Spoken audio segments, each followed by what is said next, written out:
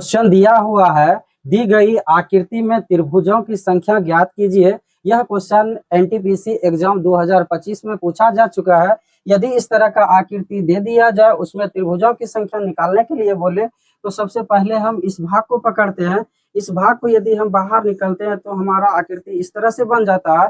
इस तरह आकृति में त्रिभुजों की संख्या निकालने के लिए कहीं एक जगह पकड़ते हैं और गिनती करते हैं, 1 2 3 4, और जो सबसे बड़ा होता है उसको 2 से गुना कर देते हैं, 4 दूनी 8।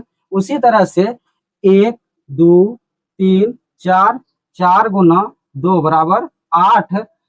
अब हम इस भाग और इस भाग को पकड़ते हैं। इस भाग को यदि हम बाहर निकालते हैं तो हमारा आकृति इस तरह से बन जाता है। इस तरह आकृति में त्रिभुजों की संख्या निकालने के लिए गिनती करके जोड़ देते हैं, 1 और 2, 1 और 2 3। उसी तरह से 1 और 2 टोटल कितना हो गया, 3। 1 और 2 टोटल कितना हो गया, 3। 3 गुना 2 बराबर कितना हो गया, 6। एक त्रिभुज हमारा ये हो गया। एक त्रिभुज सी से लेकर के बी, बी से लेकर के एफ, एफ से लेकर के सी तक में है।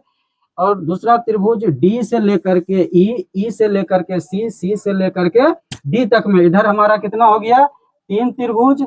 और सबसे बड़ा त्रिभुज ए से लेकर के बी, बी से लेकर के सी, सी से लेकर के ए तक में एक त्रिभुज। अब इसको हम टोटल कर देते हैं, 8 6 14 3 17 1 18।